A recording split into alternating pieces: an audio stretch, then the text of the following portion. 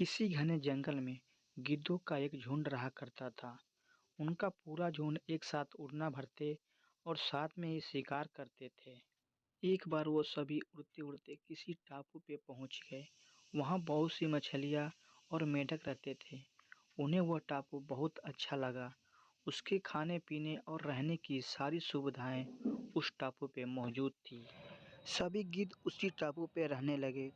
अब उन्हें शिकार के लिए कहीं जाना भी नहीं पड़ता था। सभी बिना किसी मेहनत के भरपेट भोजन करते और उस टापू पे असल में जीवन जीने लगे। उसी झुंड में एक बूढ़ा गिद्ध भी रहता था। वह बूढ़ा गिद्ध यह सब देखकर बहुत परेशान रहता था।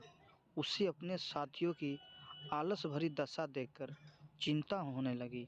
वो सभी गिद्धों को कई बार चेतावनी भी देता कि मित्रों, हमें फिर से शिकार के लिए उड़ान भरनी चाहिए ताकि हम अपना शिकार करने की कला को और भी मजबूत बनाए रख सके। अगर ऐसे ही आलस करेंगे तो एक दिन हम शिकार करना भूल जाएंगे। इसलिए हमें जल्दी ही अपने पुराने जंगल में वापस जाना चाहिए। उस बूढ़े गिद्ध की सलाह सुनकर सभी गिद्ध हंसने लगे। वह उसका मजाक बनाने लगे। उन्होंने कहा कि बूढ़ा होने की वजह से इसका दिमाग खराब हो गया है, इसलिए यह हमें आरामदायक जीवन छोड़कर जाने की सलाह दे रहे हैं। यह कहकर गिद्धों के झुंड से उस टापू से जाने से मना कर दिया। इसके बाद वह बूढ़ा गिद्ध अकेले ही वापस जंगल में लौट गया।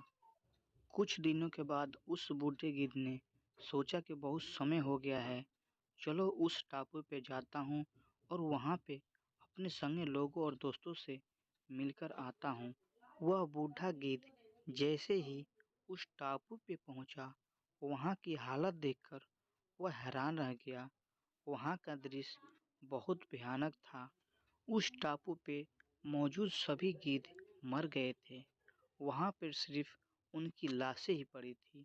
तभी उसे कोने में एक घायल गिद्ध दिखाई दिया। वह उसके पास गया और वहाँ की हालत के बारे में पूछा। उसने बताया कि कुछ दिन पहले इस टापू पर चीतों का एक झुंड आया था, जिन्होंने उन पे हमला कर दिया और सबको मार दिया। हम लोग बहुत समय से ऊंचा उड़े नहीं थे, तो हम अपनी जान भी नहीं बचा सके। कहानी से सीख, हमें हर हाल में अपनी शक्ति और अधिकारों की रक्षा करनी चाहिए। अगर आलस की वजह से अपना कर्तव्य करना छोड़ देंगे तो भविष्य में यह हमारे लिए घातक हो सकता है। अगर कहानी अच्छी लगी तो लाइक शेयर